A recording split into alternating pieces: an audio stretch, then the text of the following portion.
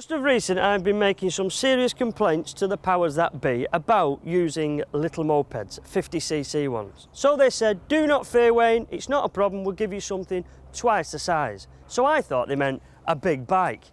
Oh no, 100cc. It is twice the size of 50. Nonetheless, I'm not complaining because this is a super little machine. It's a Kymco Cobra. Kymco actually stands for Kymco Motor Company, and try saying that when you've had a few beers, but of course you don't have a few beers and ride a motorbike, so it's not a problem. Kymco Motor Company. It's actually part owned by Honda, and they're produced in Taiwan. So we've got Italian flair and style in appearance with Taiwanese quality of build.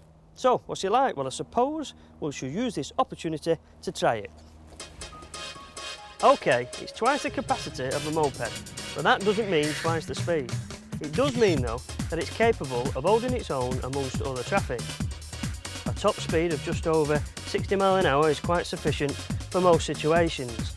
Apart maybe from the motorway, but then again, you probably wouldn't buy one of these if your trip involves a lot of motorway miles. This machine is more suited to nipping in and out of city centres, with perhaps the odd dual carriageway thrown in for good measure. Now, even though this is a 100cc, the basic riding procedure and controls are just the same as other scooter and mopeds, which basically means the left-hand handlebar brake here works the back brake.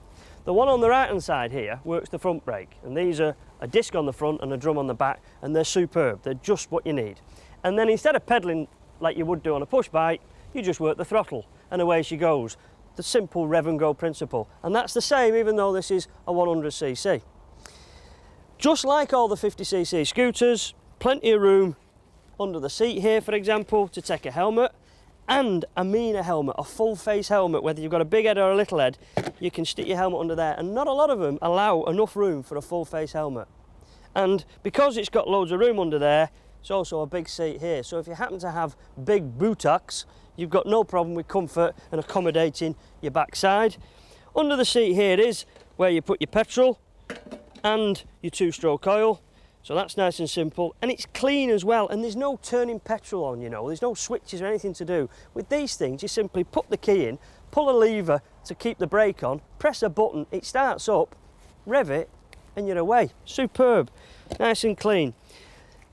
We've spent some money, you know.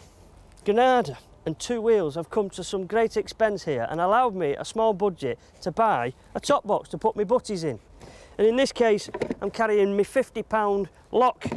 And on this bike, we put a couple of £100 worth of immobiliser on it as well, because security is important. Doesn't matter whether it's a moped scooter form or whether it's a big super bike. Theft is a problem, so you overcome it. And there's a few other things I want to mention as well, some luxuries.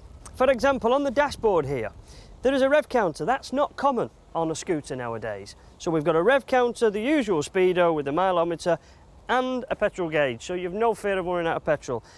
To be honest with you, you've no fear anyway, because this thing does 4,228 miles, give or take a few noughts, thereabouts, to the gallon. Now, who needs a petrol gauge? Because you're just going to go forever. There is a glove box, look, to keep all your bits and pieces in. Refreshments, non-alcoholic of course. Not only have we got that, we've got mirrors, so you can do your hair. Oh, they think of everything, don't they? Such luxuries. We've got back here some pillion foot pegs, decent sized foot pegs. Passenger's foot go on there, your feet go up there. Plenty of room for a person on the back here for comfort, because being 100, it will travel all right. Not ridiculously fast, of course, but it will travel some distance comfortably, two up. And the passenger can lean against the top box. I love it. The only thing is, it don't come with paddles. And I can't remember where my buoyancy age is. I'm sure I've got a rubber ring in here somewhere. Ah well, we'll give the canals a miss today and stick to the tarmac, and this little Cobra does stick quite well. The nippy little two-stroke engine is perfect for a quick getaway at the old traffic light Grand Prix. Its super lightweight means that manoeuvring round the traffic and through the traffic is easy peasy. Cornering is great fun, and it's surprising how far you can lean one of these little babies over. So you've probably gathered from what I've had to say up to now that I am impressed by this Kymco Cobra, certainly this 100cc version. But I have got a complaint. It's only a personal thing, I don't know about you, but I think that the front is ugly. Well, no big deal. It's just that the latest modern stylish things are very pointed, very stylish, look like superbikes from the front, and this looks like it's been bashed up front with a big hammer. But that's no big deal, is it? Because the rest of it is superb. And when you consider that this is available to you for less than £1,800 as a 100cc, I think it's superb value for money. And you can also buy a 50cc version for £15.95.